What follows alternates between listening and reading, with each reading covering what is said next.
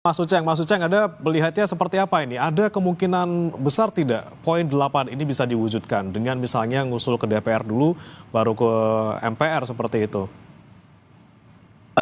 Yang pertama saya komentari beberapa hal ya. Yang pertama soalan apresiasi terhadap usulannya saya kira iya, terlepas dari tidak semuanya saya setujui. Yang kedua, bahwa apakah ini soalan like or dislike, saya tidak ingin masuk ke situ. Yang ketiga, apakah ini soalan memperbaiki atau memperkeruh bangsa, saya juga tidak ingin masuk ke situ karena lebih bersifat post factum barangkali. Yang keempat begini, ini yang paling penting. Yang keempat kan kita semua paham ya bahwa Majelis Permusyawaratan Rakyat memang memiliki kewenangan untuk memberhentikan presiden atau wakil presiden. Tetapi kan kalau kita baca, tidak boleh membaca hanya sekedar pasal 3 Undang-Undang Dasar. Kita harus juga baca pasal 7A dan 7B.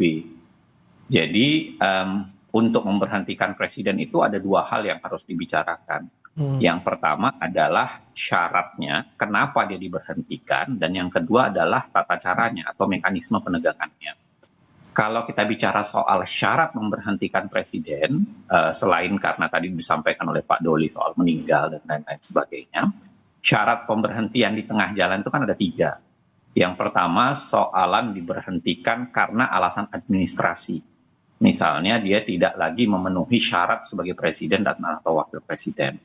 Yang kedua, syarat yang lebih bersifat pelanggaran hukum atau pidana. Misalnya bribes, menerima suap, dan lain-lain sebagainya. Yang ketiga adalah syarat melakukan perbuatan tercela atau misdemeanor gitu. Nah, tapi kalau kita mau bicara melalui mekanismenya kan tidak melalui MPR semata. Dia harus dimulai dari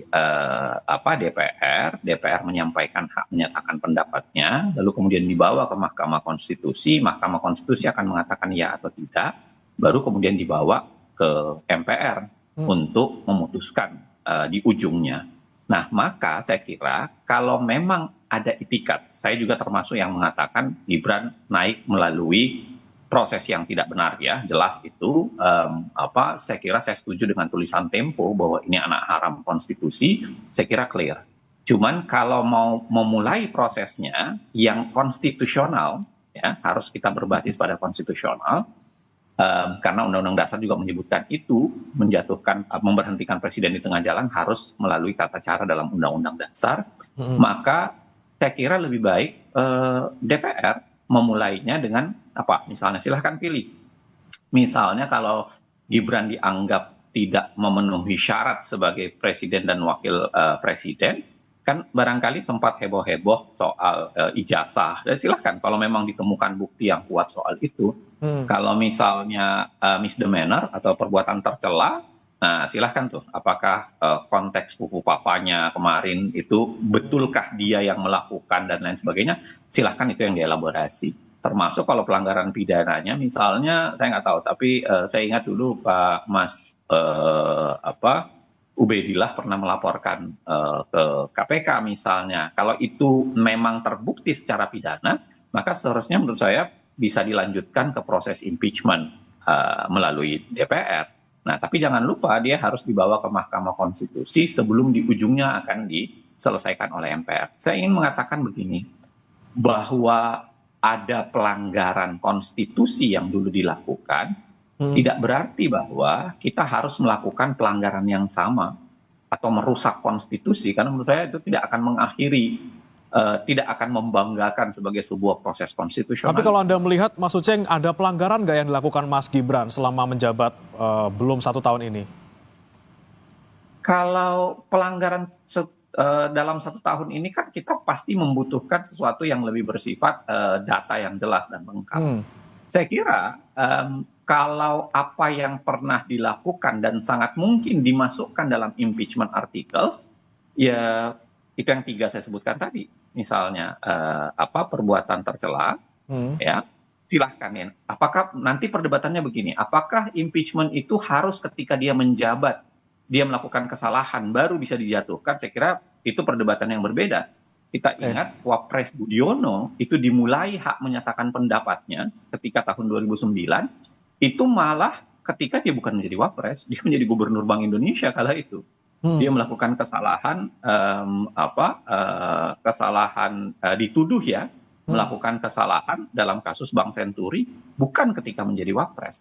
Artinya apakah pelanggarannya itu harus dalam masa jabatannya, ataukah pelanggarannya dilakukan ya sebagai alasan untuk impeachment articles, itu satu perdebatan tersendiri. Tapi menurut saya paling mula yang harus dilakukan adalah jangan merusak konstitusinya.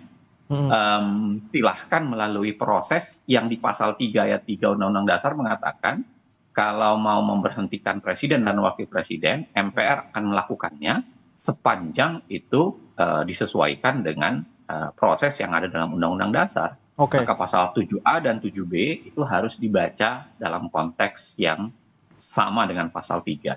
Oke, saya ke Bang Doli. Bang Doli, ini kan mulainya dari DPR terkait dengan usulan misalnya ingin mencopot wakil presiden. Sejauh ini bagaimana dari DPR menanggapinya? Mungkin dari Bang Doli sendiri seperti apa?